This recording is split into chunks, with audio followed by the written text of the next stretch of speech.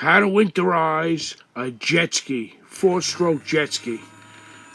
Make sure you do this. And before you do, hook it up to right there, make sure you turn it on, just blow the water out quickly.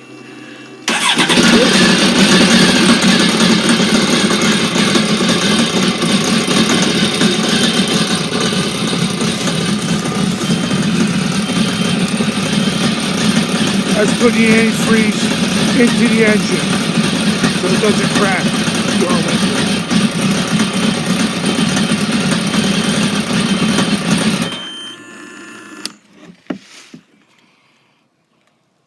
That's it. You don't need too much antifreeze, just enough to run through the motor. Make sure we got some coming out the back. Make sure we got some coming out the back. Over here. Make sure she's leaking out the back. Because then you know she's through the whole motor. And that's pretty much it. Really simple.